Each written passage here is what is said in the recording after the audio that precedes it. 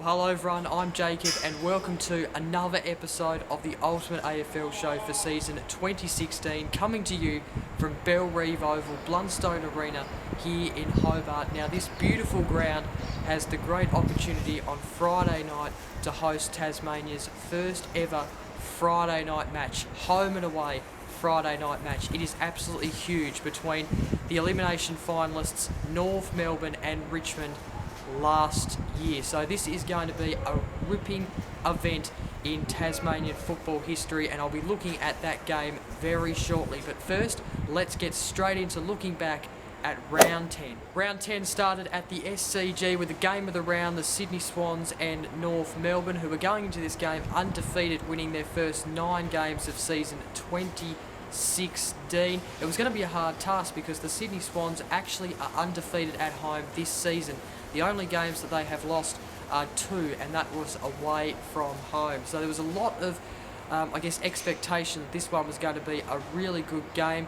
And it was also a bit of a test for North Melbourne. North Melbourne's first test to basically show that they are a quality side this season in the competition, even though they've won the first 9 straight. So the Sydney Swans got off to a good start in the first quarter. It was 6-1 to 2-2 at quarter time. Half time, the Sydney Swans were still in front, although North Melbourne were pretty much in the game still, 8-2 to 6-5. The Sydney Swans just getting away a little bit, 12-3 to 7-7, and then in the end, the Sydney Swans won by 26 points, finishing 14-7, 91 to defeating North Melbourne 9-11, 65. So it was a very interesting game of football right the way through. I can't say that North Melbourne are out of the grand final race just yet. I think they've still got some games to prove, some games to play that will prove that they will be, and I think they will be. I think they've shown so far that they are a good side. Of course, you know, their tests against the Adelaide Crows, the Bulldogs, were really good, but this one, of course, going away from home to versus Sydney at the SCG, a bit of a tough task, that's for sure. So they're still in the grand final race, but the Swans, they are possibly the grand final favourites at the end of this round.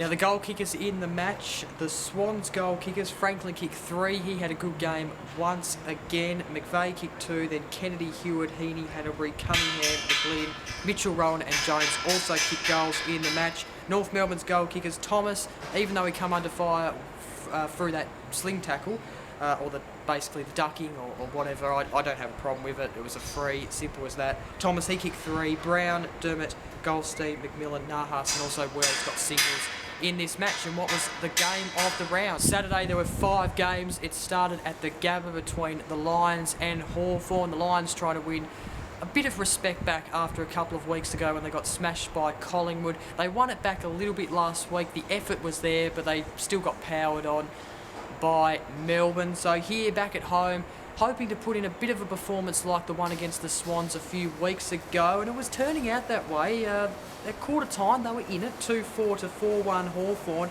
Then at half time, this was interesting, Brisbane Lions 8-6 to Hawthorn, 9-4, and then at 3/4 time they were still in it, and they were only a couple of goals down, 10-7 to 12-7, but in the end Hawthorn far too good, 21-9, 135, defeated the Brisbane Lions, 13-9, 87. Goal kickers in this match, Bell kicked 4, Taylor kicked 3, Zorko kicked 2, Skay kicked 2 as well. Freeman Robertson also kicked goals for the Lions. You then have the goal kickers for Hawthorn. Rioli kicked 5, McAvoy kicked 3, Bruce kicked 2, Hill, Palopolo and also Gunston kicked 2, and then you have Sisley, Burgoyne, Smith, Lewis and O'Brien kicking singles for the Hawks. At TIO Tragler Park, as part of indigenous round at Alice Springs, Melbourne took on Port Adelaide in a one-off game there this season.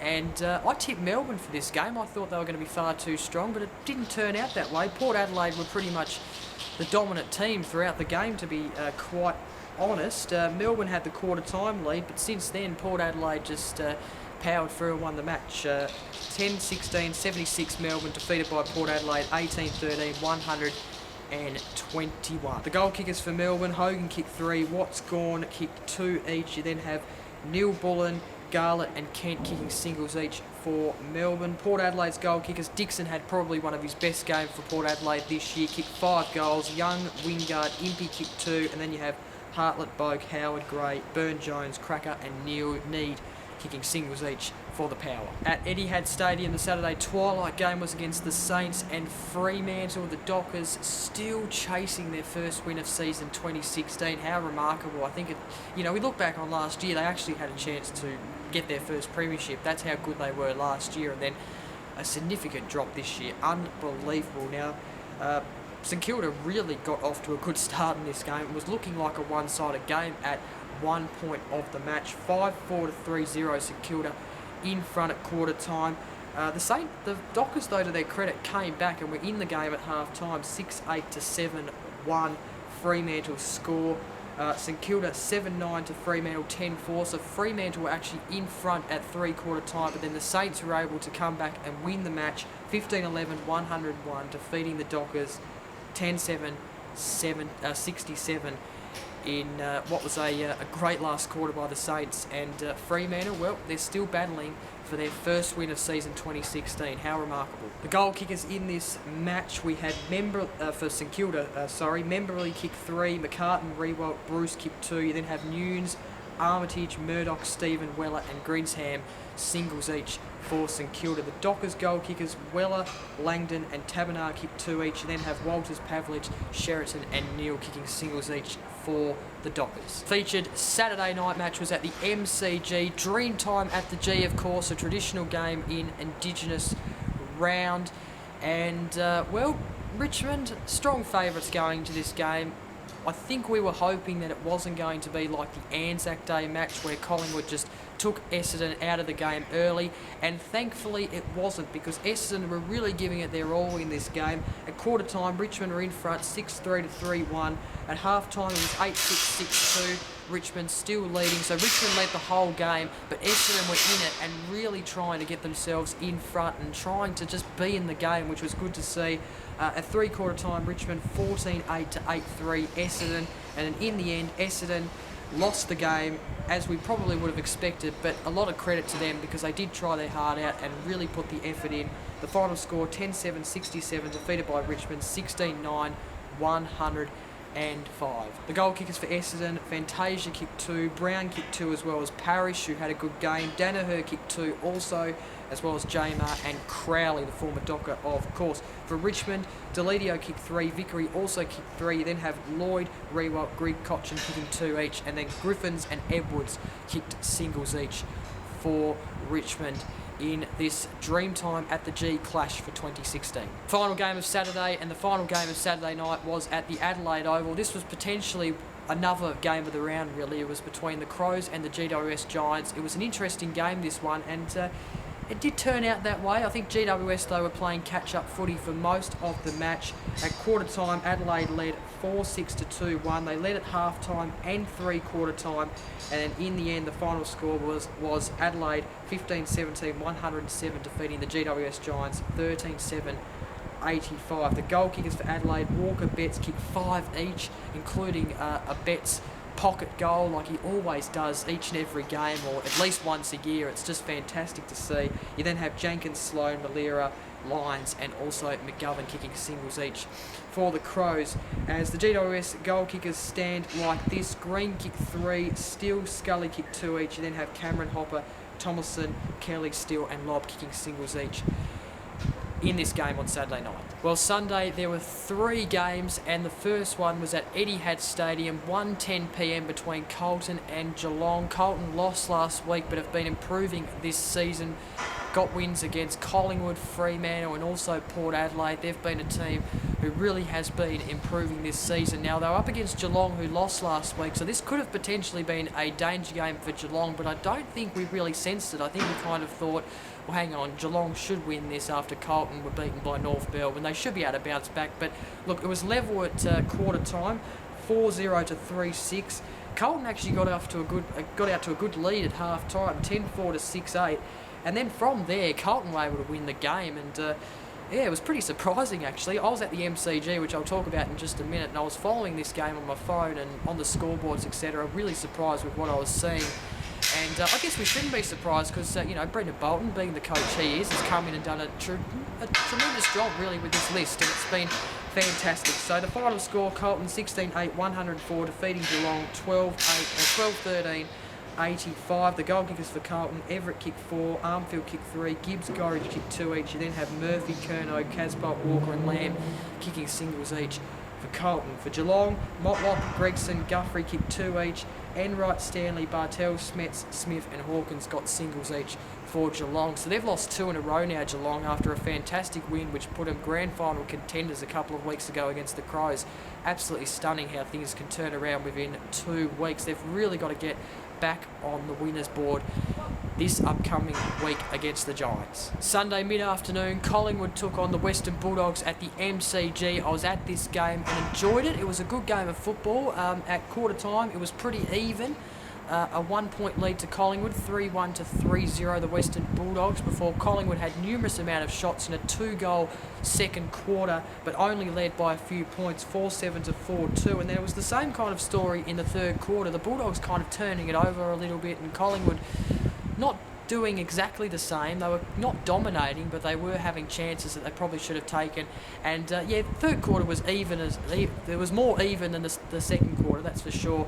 6-8 to 6-5. Collingwood only leading by 3 points at three-quarter time. So a small margin leads at each break, with Collingwood leading all of them. And then in the end, the Western Bulldogs were able to run over the top of Collingwood. Collingwood had no interchange in the last quarter. You had Tuvi Vasolo. You also had a couple of other players who just couldn't come back onto the ground. It was unbelievable. So the final score, Collingwood 7-11-53, defeated by the Western Bulldogs 11-8-74. The Dogs getting their 7th win of the season. And the goal kickers for Collingwood, Moore kicked 2. He was another one that went off in the last quarter and couldn't come back on. For Solo, Pendlebury, Crocker, Blair, Trelaw kicked singles each. And the Western Bulldog goal kickers, Dunkley, Dixon, Redpath kicked 2 each, Campbell, Dalehouse, Bondapelli, Wood and Suckling kicking singles each. And the final game of the round was the Eagles and the Suns. This was at Domain Stadium. I think we were expecting this to be pretty one-sided, and it really turned out that way. And interestingly enough, Eade has come out and said that the Gold Coast Suns are capable of playing finals or something like that, which is pretty interesting. I think Gold Coast were kind of in it at quarter time, but they weren't really in it for the whole match. So in the end, it finished West Coast 20-12, 132 defeated. Gold Coast 7-13-55. The goal kickers for the Eagles, Kennedy kicked 5, had another big day. Darling kicked 3, Lacrosse kicked 3, Cripps, Lessard kicked 2 each, Shuey, Hearn, Natanui, Hutchings, Hill kicked singles each for the Eagles. Lynch kicked 2 for the Gold Coast. He's been a shining light for the Suns this year so far. Martin kicked 2. You then have May, Davis and Hall kicking singles each for the Suns. Okay, time to take a look now at the leading goals, disposals, marks and tackles. I'll start with the goals. Franklin leads, no surprise there, on 40 goals. You then have Josh Kennedy second on 37, Tom Lynch third with 34, Eddie Betts fourth with 27, level with Josh Jenkins from Adelaide, also on 27. You also have Jared Waite level as well on 27. The disposals, leading disposals after round 10, we have Lockie Neal leading the disposals still after this round on 334. You then have Dan Hannelbury second on 311. Lockie Hunter, who's probably leading the Bulldogs best and fairest at the moment, is third on 310. Adam Trelaw on 309. And then fifth, Scott Pendlebury on 292. The leading marks, we have Nick Rewalt still leading the marks after round 10 on 109. Shaw on second with 96 marks. You then have Doherty from Carlton on 80. Simpson also from Carlton on 76 marks, level with Hogan from Melbourne, and Josh Kennedy also on 76. And then finally the tackles, North Melbourne's Andrew Swallow leads the tackles on 87. Second, Liam Shields on 74. You then have third, Jack Viney on 72, with Mark Blicklavs on 69 in fourth. And then fifth, we have Sloan, Ebert, all both level on 67 tackles. And then finally we have the ladder, and North Melbourne, even though they dropped a game on Friday night in round 10, they still are top of the table and lead the grand final race at the moment on 36 points. They are only 4 points above the City Swans, who are on second. Geelong still have a top 4 spot there on third. You then have GWS rounding out the top 4. Of course, Fremantle yet to get a win in season 2016. Okay, time now to look towards round 11, and as I mentioned at the start of the episode, it starts right here on Friday night, right here at Bellerive Oval, as it's originally known as, but it's now known by its sponsor name, Blundstone Arena. It is North Melbourne and Richmond, the elimination final rematch of last year, and this game starts at 7:50 p.m. right here at Blundstone Arena, like I mentioned. I can't believe Tasmania is actually hosting a Friday night game this year in the home and away season, but then again, it is so exciting for this nation of Tasmania. They definitely deserve it, and it definitely gives Tasmania a chance to prove why they should have their own team. It's simple as that. There's going to be a good crowd here. It could be the record crowd for this whole stadium. The record was set last year between these two sides in a game on Saturday afternoon where it was about over 17,000. So I think they're expecting about over 18,000. So it's very exciting. It's going to be a very exciting night here. And if you're a Tasmanian, you should try and get tickets, because it is going to be a big event, and you'd be silly to miss it. Now, from a game point of view, I'm going to tip North Melbourne to win this game. I think Richmond have been pretty good in the last 3 weeks to get the wins, especially the win a few weeks ago against the Swans. But I think coming down here at Blundstone Arena, North Melbourne have actually proved to be a little bit strong, but I'm expecting a good game of football, and it's not going to be a one-sided game. I'd be very surprised if it is. Saturday, there's about 5 matches, like there always is. It starts at the MCG between the Hawks and the D's. Could be an interesting match, this one. I'd be expecting Hawthorn to win this game, but you never know. Melbourne have taken it up to some sides this year and have improved, although they'd be very disappointed with their performance last week against Port Adelaide. I thought they would have done a little bit better, but anyway, this game's starting at 1:45 p.m. The other Saturday afternoon game is at Etihad Stadium between Carlton and the Brisbane Lions. This should be a win to Carlton. This game's starting at 2:10 p.m. Saturday twilight, it is at Simmons Stadium between the Cats and the GWS Giants. Really looking forward to this one. Of course, Giants defeated the Cats in round 2, I think it was. Yeah, it was round 2. At Manuka Oval, they defeated the Cats in what was Stevie Johnson's first appearance against the Cats. So this should be very interesting. I think I'm going to tip Geelong, though. I was very disappointed with the Giants last Saturday night, even though they kind of kept in the game.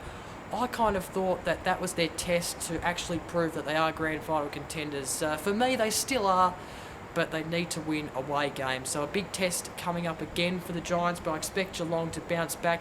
They would be very angry with the last couple of weeks. Of course, this game's starting at 4:35 p.m. at Simmons Stadium, Saturday twilight. Saturday night, there are 2 games. One of them is at Metricon Stadium in the beautiful, warm Gold Coast between the Gold Coast Suns and the Sydney Swans. I expect the Sydney Swans to win this game. This game starting at 7:25 p.m. Would love to see the Gold Coast Suns take it up to the Swans, though. That would be quite good.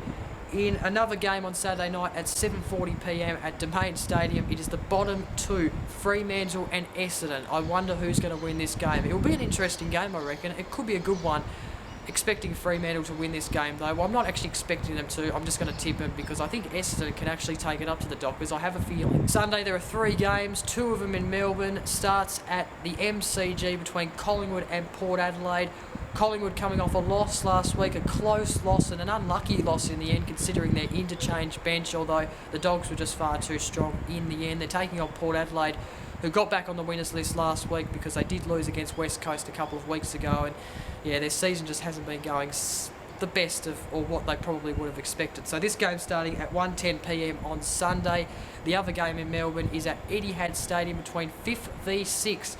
The West Coast Eagles taking on the Western Bulldogs. Etihad Stadium, 3:20 p.m. Can't wait for this one. Tipping the Western Bulldogs. And by the way, for the match at the MCG, I'm going to tip Collingwood. And the final match in round 11 is at the Adelaide Oval between the Adelaide Crows and the Saints at 4:40 p.m. It is the twilight match of Sunday, the game that ends an exciting round 11. And should be a good game, this one, but I expect the Adelaide Crows to win this match. And that is it for episode 16 of the Ultimate AFL Show. Thank you very much for watching, and I thank Blundstone Arena, Steve, Eve, everyone at Blundstone Arena for letting me record this week's episode from this beautiful ground, Bellreeve Oval. I tell you what, if you're travelling down from Melbourne to come to this venue for the first time or even for the second time, you're not going to be disappointed because it's a fantastic venue. It's different to the ones in Melbourne like the MCG and Etihad, but it certainly has its uniqueness about it. It's also near the beach, so it's really good for summer, and it's a fantastic venue. So if you're a Tasmanian and you still haven't got your tickets, there are limited tickets available, so go check on the Ticketek website. There may be tickets still available, even if it's just general admission sitting on the hill. It's better than nothing. So I can't wait for Friday night. It is going to be an historic event in Tasmania's football history. Don't forget to like, comment and share this video. Don't forget to subscribe for more content. And until next week's episode of the Ultimate AFL Show, enjoy round 11. Until next week, bye for now.